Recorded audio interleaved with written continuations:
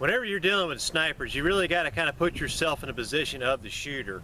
You got to think of, where would I be? Where would give me the best strategic advantage of being able to cover and provide overwatch to this structure? The other thing you got to think about is, okay, at what point is that optic on their rifle going to be useless? So is the sunlight in their eyes at this time? If so, I should be able to see the reflection off the lens of their scope. Certain times of the day, it's very difficult to take a shot because of the way that the lighting is. In some parts of the day, like right there towards the tail end of dusk, it's too bright to use a PVS-22, but it's too light to use a PVS-22, but it's too dark to use the actual scope reticles. Now, I've done shots in the complete total dark with no moon, no nothing, and no PVS-22. And it takes a long time to make sure my reticles are on place and on point and finally take that shot. But there are other things that you can do to try to eliminate their ability to finally pull the trigger on you. The first thing I want to point out is you need to be bounding from one cover position to the other cover position. You shouldn't be going just running straight out in the open, because you're gonna definitely get shot.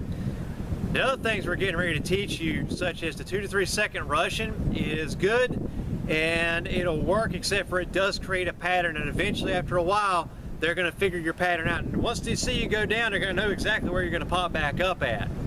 So it's not like you're going to go down and all of a sudden pop up way over here. So what you're going to, that only works for a little while, and so you've kind of got to mix it up a little bit. Next tactic I'm getting ready to show you is called a zigzag. Alright? Again, mix it up a little bit, be unpredictable.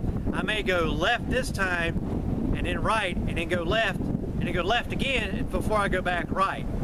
So I don't want to be consistent, because again, they can follow you. There's two types of shooting when you're shooting at a moving target. There's the leading, and then there's the ambush method. Leading, you're just trying to keep it on them, and you're trying to, depending upon the distance, how fast the objective is moving, how fast your bullet moves, things of that nature. You're just trying to basically make it so that the bullet intersects with your target.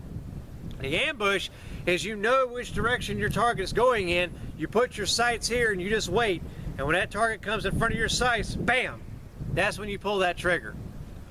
So they keep that in mind, and you need to also remember, think like the shooter. What is going to be the biggest pain in the butt for that shooter to finally be able to pull a trigger on me on? How can I act to keep this guy from being able to deliver an accurate round on target?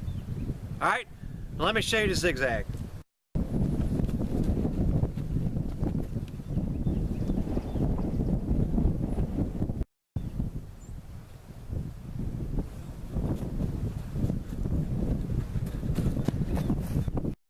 See, as you can tell, I'm still covering this distance in a reasonable amount of time.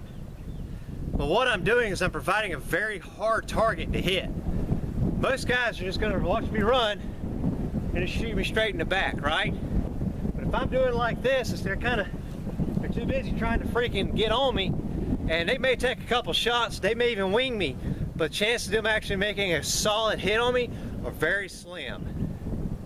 Likewise, somebody's over watching from over there, I'm still moving rapidly this direction to cover. So it's going to be hard for them to get a direct shot on me. And remember, this presents a much smaller target than this does. So that zigzag is going to help you. But again, I'm still moving from one covered concealed location to another covered concealed location. And while all of this is going on, I've got my buddy over here, or my wife, or whoever it is, laying down suppressive fire, trying to keep their head pinned down while I'm retreating.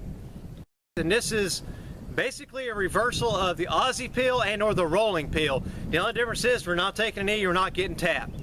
That's all the difference is. This is just you're still breaking contact using that bounding and overwatch, but you're implementing that zigzag and you're implementing that 2 to 3 second rushing. Let's move on.